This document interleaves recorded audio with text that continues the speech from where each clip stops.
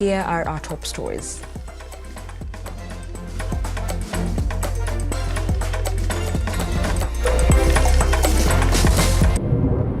Tonight on Lookup News, police in pursuit of two people linked to 14 million shillings bank consignment nabbed in Nakuru. Low voter turnout registered as by-elections for the senatorial position are held in Bungoma County.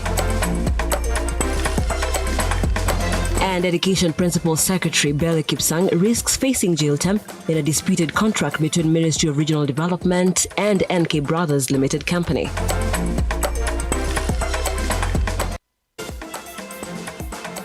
Once more, welcome to the program. The hashtag is LookupNews at Lookuptv on Twitter, Lookuptv on Facebook, and Lookuptv on our YouTube channel. Do let us know where you're watching us from as well, as we bring you up to speed with the stories that are latest.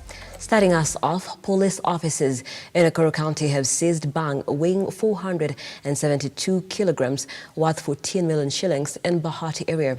Confirming the incident, Nakuru County Police Commander Peter Mwanzo has said that police officers impounded the vehicle ferrying the bang while patrolling the Nakuru-Nyahururu highway. The bang is suspected to be from the neighboring nation, Ethiopia. Piga doria, waliweza kuona gari moja ambalo ni lile la Nissan. Wakati lina approach likakuwa ni kama wakalishuku jinsi lilivyokuwa likiendeshwa.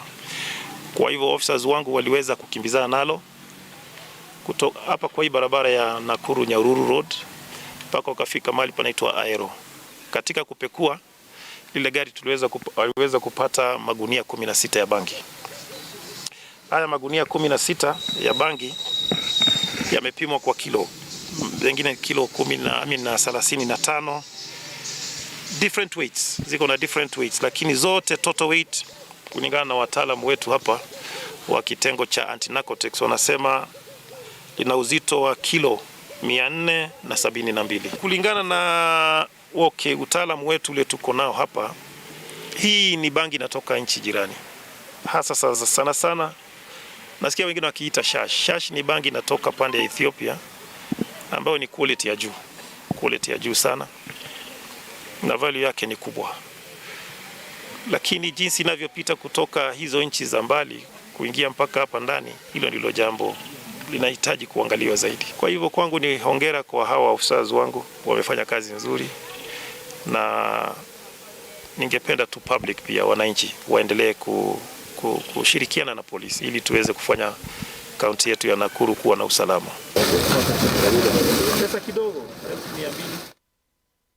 And on election matters, the voting exercise of the Bungoma senatorial race, began today. The voting process was characterized with low voter turnout in an election that has attracted 11 candidates. Our reporter Henry Tende takes a look at how the voting unfolded and files the following report. At about 6 o'clock in the morning, most stations were open for residents of Bungoma County to exercise their democratic right of voting for their next representative in the Senate Assembly. The exercise suffering a low voter turnout, a situation that persisted for the better part of the day. Imeonekana wazi kwamba turnout iko very low. Unajua lazima inasababishwa na ile fikra au mawazo ya kudhania kwamba kupiga kura sasa haina maana. We will have a reasonable turnout where I have voted. We can't quite judge because it's very early. Remember, this is a by-election of only 1 out of the 6 elections in a general election. So the levels of mobilization are likely to be different from a general election. Frontrunners in the race drawn from Ford Kenya Party, UDA and the opposition coalition Azimio arrived at their respective polling stations to take part in the action. Wafula Wamunyenyi, who is vying on Azimio, voted at Ranje Primary School. We hope that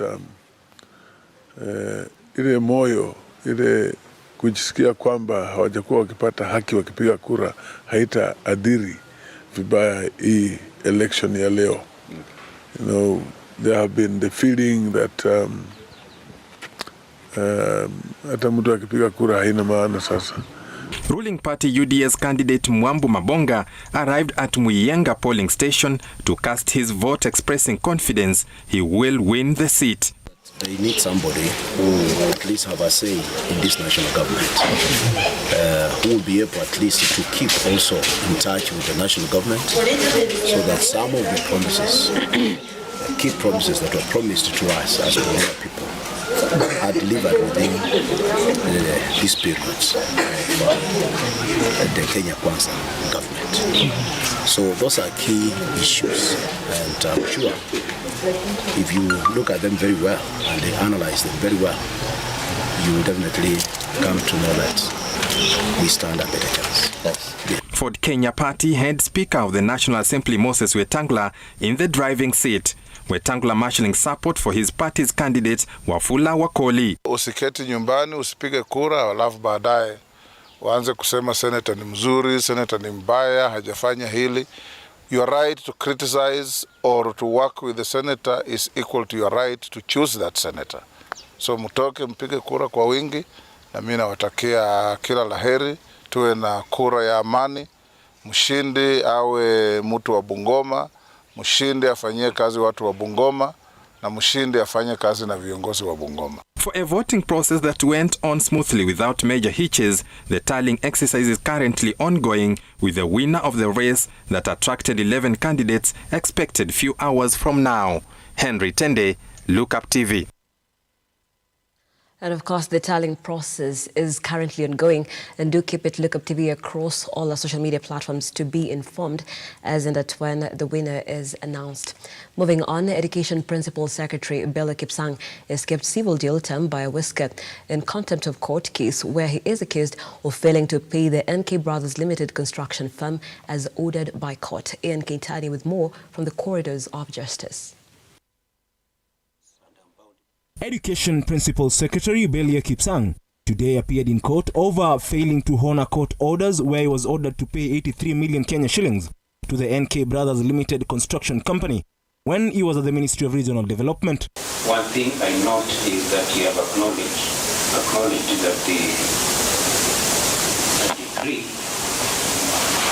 out of which the matter order was obtained is still outstanding. However, he escaped being sent to jail after the judge in his ruling said that the PS will be given more time to consult with his successor before he makes his judgment. And I hold my horses because you have stated that we are no longer in the ministry. Elsewhere, police officer Rashid Hamed Hassan, who is charged with murder, has been dealt a major boost after a Nairobi court deferred plea against him. Through his lawyer Dunstan Omari, the suspect requested for a deferral of plea taking, saying that the National Police Service is under attack by the civil societies. We are appealing to the then Provincial Police Commandant, Japheth Koome, now Inspector General of Police, to take up this matter and return the morale of the police and defend the citizens in this Christmas season. Several police officers being arrested while in discharge of their duties is simply telling the citizens, muko peke yenu. When this incident happened, the then Provincial Police Commandant, Japheth Koome, endorsed the actions of Rashid. Finally, Operation Lendo Gatuzi has moved to court to challenge the Hustler Fund, saying it was launched without constitution of an advisory board. The lobby group now wants the court to suspend any further disbursement of the funds. Alongside it, we have seen a current violation of that very constitution we are trying to amend, and that violation has been done by the establishment of the Hustler Fund, which for example, in governance is called Financial Inclusion Fund. So we have 19, if you like, issues that our feeling are illegalities when this fund is being set. One of them, according to the Public Finance Act, is a requirement that they should appoint a board that will make policies and govern the fund. As far as they are concerned, government communicates through government gazette. There is no gazettement of that board. They are just mentioned of who needs to sit in the board, but the board has not been constituted. Ian Keitani, Lookuptv. Thank you, Keitani. Away from the courts, a section of clinical psychologists have taken to the streets in Nairobi following an alleged delay in factoring in the allowances worth 180 million shillings for 2 years now. The 114 clinical psychologists employed by Public Service Commission say they have not been receiving their allowances.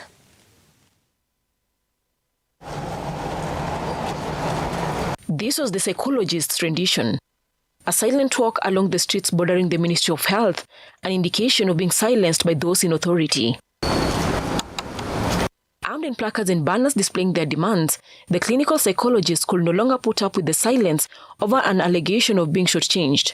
And these are 36 letters, to and fro. From us to the Ministry of Health, from us to SRC, from us to the Ombudsman. Alfred Moko was summoned, but he did not show up, and the case just disappeared. We've done this process. We have done our due diligence, visiting all offices from SRC to the PSC, Ombudsman, Labour, and now we have reached to this point. In 2020, the Ministry of Health through the Public Service Commission advertised among vacancies 134 positions of clinical psychologists whose basic salaries ranged from 30,170 shillings to 40,060 shillings.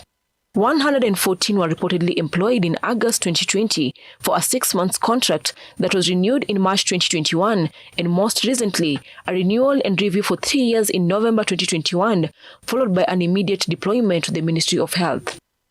We are only a few here, but we were employed 114 of us on August 2020. And now the process has been hindered, and we have received threats, insults, and intimidation from the office of from the Director of Human Resource. When we joined the civil service under Ministry of Health, we found out that the cadre does not exist, but now the process of creating the cadre has taken us almost 3 years. So that is the challenge. And unfortunately, they are not even paying the allowances that are stipulated on our contracts, which we have here. In their report, the only communication from the ministry dated back to February 2021, stating that some allowances were captured erroneously, and the ministry is still in consultation with the Salaries and Remuneration Commission to approve the allowances, a statement the clinical officer says were dubiously inserted into the renewed contract. Furthermore, the payslips indicate a different cadre from the one advertised in the Public Service Commission. When the psychologists were employed by the PSC, or they were employed as clinical psychologist 1, but 2 months after the employment, their cadre changed, and now they are named counselors 2, and some were administrative assistants initially from the initial payslips. The officers have called for intervention from the spirit of the new government for the matter to be conclusively resolved. Cecilia Lubanga, Lookuptv. And on that note, we are due for a very fast break here on the program. So much more on the other side, including your opinion matters. Don't go too far.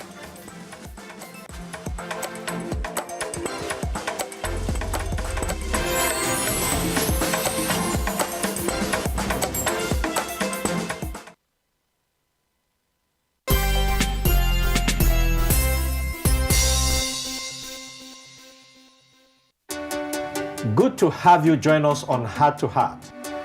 We bring you stories of people who, despite the pressures they experienced, still trusted God to see them through. The seeds that was sown in me helped me navigate and overcome that period of my life. New testimonies, new insights, and even better revelation of the good things God has in store for us. There is always a blessing waiting for someone in every episode.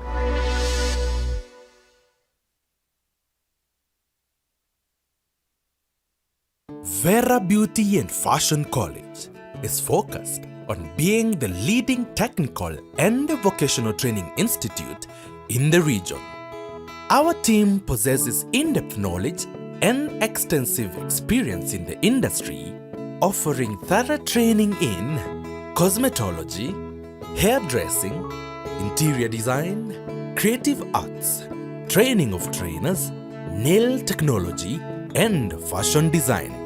With branches in Nairobi, Thika, Meru, Eldoret, and now in Mombasa, our courses ensure that learners are completely equipped with knowledge, competency, and employability skills. Enroll today to be a part of a center of excellence.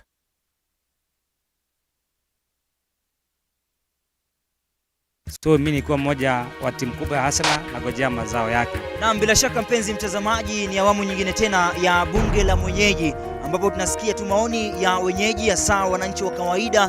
Je, maoni ni yapi? Anakwambia wananchi ndio kila kitu. Unaona dips na system ni wananchi. Unaona vile wamenyorosha watu bwana. Tumeng'oa nanga kwenye bunge la mwenyeji. So ile kitu nasema tunamuomba asituachilie.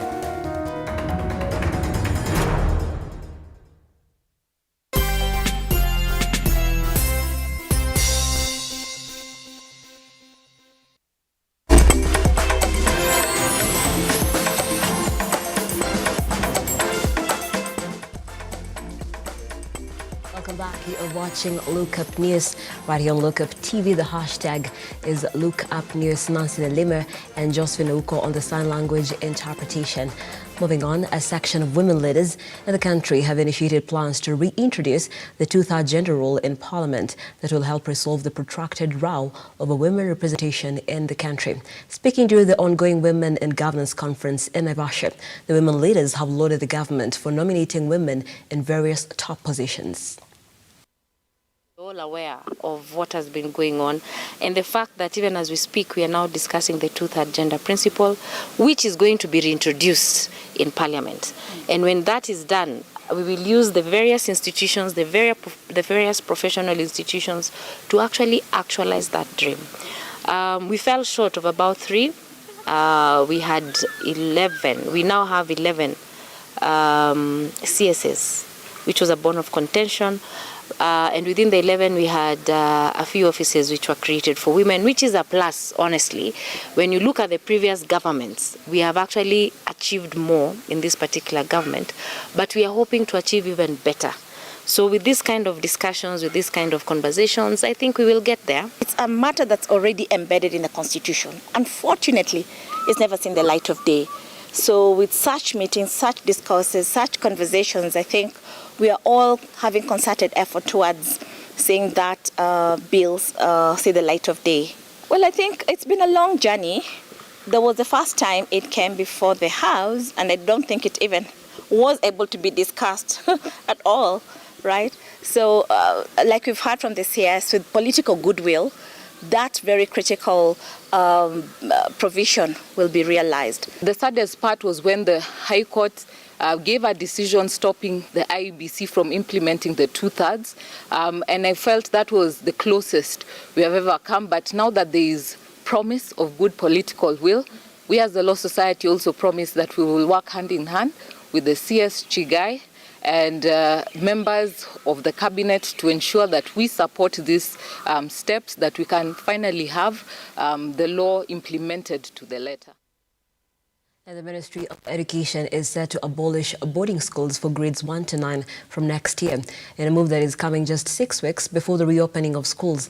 Lookup TV moves to the streets to find out what netizens have to say about that move. Si support ya nitolewa juu bado kuna wazazi wengine unapatanga wako busy job. Sawa, watoi sasa kusema mtoi endede bado de kuna vile na affect mtoi bado mtoi anaweza jikuta kwa mambo ya robbery nini, sababu unapata mzazi naye anatoka job late, umeona. Kwa hivyo boarding bado inasaidia mtoi, bado anakuwa na discipline zingine. Kwa hivyo mimi mwenyewe kwa maamuzi yangu naona boarding ni kitu inafaa ikuwe kulingana na fanye serikali nasema eti watoe boarding. Hapo mimi siwezi sema watoe, waacha boarding iendelee, watoto wasome hata kama ni wadogo ili masomo iendelee. Hiyo ndio mimi naweza sema tu. I think to me it's not good because we have some children that they don't have good relationship with some guardians. So once they're staying at school, that one will help them to concentrate on their studies.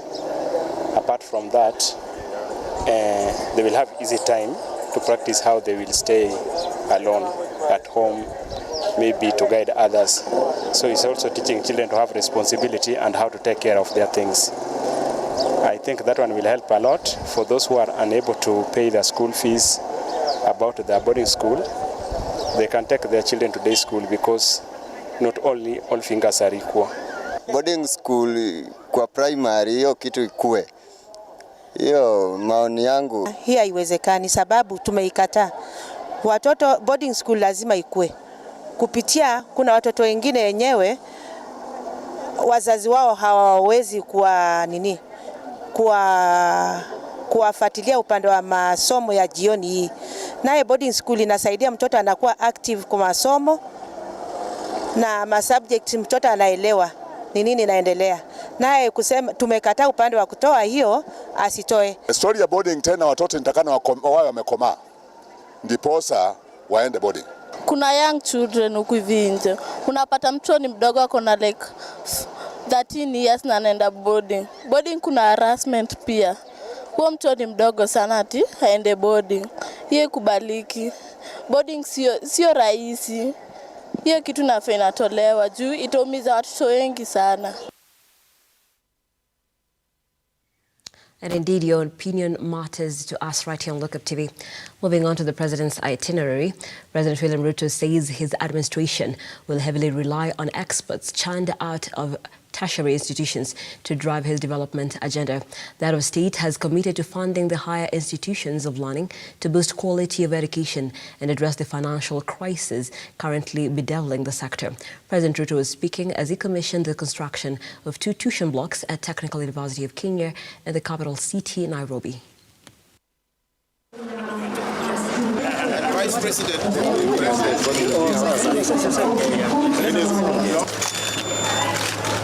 Presence at this event signals the government's readiness to partner with tertiary institutions and specialty vets to forge a clear pathway for Kenya to deepen its competitive technical capacity, increase the number of highly skilled technical personnel, and assume global leadership in the transformational innovations and build an efficient engine to power growth in every sector of our economy. The Technical University of Kenya will play a central role in ensuring that we develop the human capital that will help us drive our country into the future.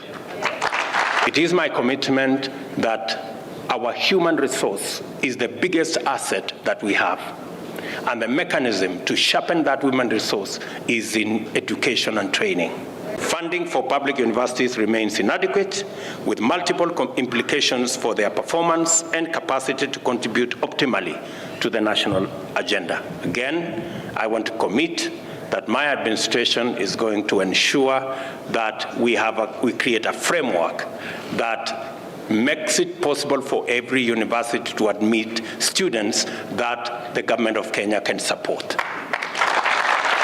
And I am happy that we have received recommendations from different stakeholders, from vice chancellors, from the Association of Students, and the recommendations that have been made are practical and they are workable.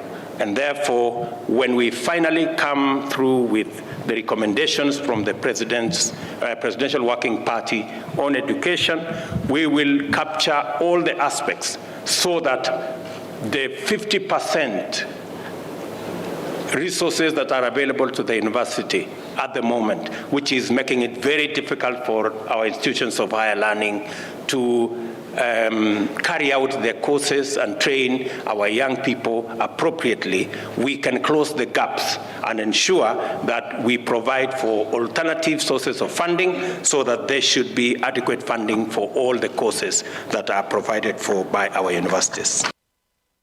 And as the President talks education matters, the First Lady Rachel Ruto has urged Kenyans to embrace tree planting as a mitigation measure for climate change. The First Lady was gracing the climate change reception hosted by British High Commissioner.